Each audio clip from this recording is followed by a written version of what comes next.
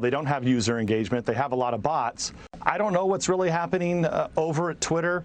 It's hard to say. I mean, I kind of define Twitter as it's kind of an archaic thing, dinosaur of the past. Well, Devin Nunes nailed it. That was Trump Media and Technology Group CEO Devin Nunes predicting that the number of robots, that is fake accounts on Twitter, is much more than people know. That is exactly what Elon Musk is pointing to this morning as he puts the deal to acquire Twitter on hold, demanding more data on how many fake accounts there are on the platform. Elon Musk tweeted this morning: Twitter deal temporarily on hold, pending details, supporting calculation that spam fake accounts do indeed represent less than 5% of users. And of course, he says this, James Freeman, after Twitter did an SEC filing predicting that they're under 5% fake accounts.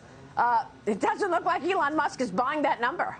No, he's not. And, you know, he may be doing another public service here. We talk about how cool it would be if he turned Twitter back to a free speech platform, took away the biased, partisan, ideological censorship. Well, maybe this is another public service kind of opening the hood, pulling back the covers on Silicon Valley social media. And we talk about, we tell kids, like, hey, social media is not real life. Well, maybe it's a lot less real life than people thought. Maybe the number of fake accounts, the number of fake influencers is bigger than people expected.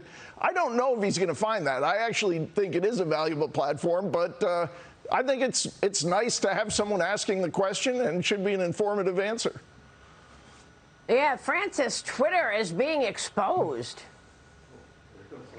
Yeah, I think it's really a red flag. I mean, how do you explain the fact that many people on this network gained tens of thousands of followers in 5 minutes? I mean, are those real people that are just suddenly following or unfollowing people?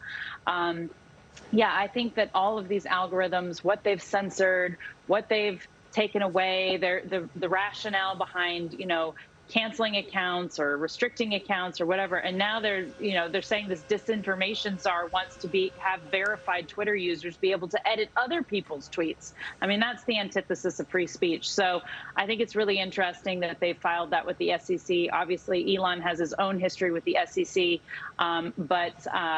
yeah, I question the accuracy of that for sure. I know many of my followers are bots for sure. So they, and the reason I know that is because they only have one follower, and yet they're interested in me. That's right. It just defies logic. Yeah, right. Yeah, sometimes you have somebody criticizing you, they have 3 followers. And Elon Musk is also slamming that head of the Biden new Disinformation Governance Board. You just referred to Nina Jankowicz. She pitched the idea of allowing verified Twitter accounts to edit and add context to other tweets. Elon calling that idea disconcerting. And, what are we going to do? Now have Twitter like Wikipedia, James, where anybody could say whatever they want on Wikipedia? That's why that one lost all their credibility, Wikipedia.